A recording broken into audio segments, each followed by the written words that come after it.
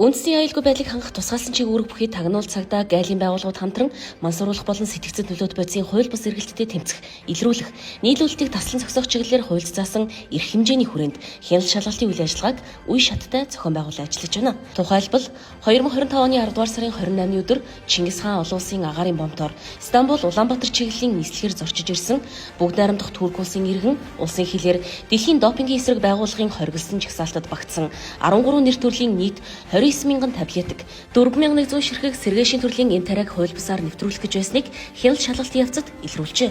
Илэрсэн бодисуудын зарим нь хүнд хэрэглэхийг хориглоно гэсэн анхааруулгатай. Хүний эрүүл мэндэд ноцтой хор нөлөөтэй болох нь тогтоогдсон байна. Монгол Улсын засгийн газар 2007 онд ЮНЕСКОгийн спорт дахь сэргээшийн эсрэг олон улсын конвенцэд нэгдэн орсноор сэргээшийн хэрэглээ болон хууль бус эргэлтдэд тэмцэх чиглэлээр олон улсын өмнө тодорхой үүрэг хүлээсэн бөгөөд энэ хүрээнд хууль бус бодисын хил дамнасан хөдөлгөөнийг илрүүлэх, таслан зогсоох ажлыг эрчимжүүлэн хэрэгжүүлж байна. Иймд улсын хилээр нэвтрэхдээ бусдаас дайж явуулах гарал үүсэн тодорхойгүй ачаанаас татгалзаж, гэмтэрэг зөрчилд холбогдохоос урьдчилан сэргийлэхийг анхааруулж байна.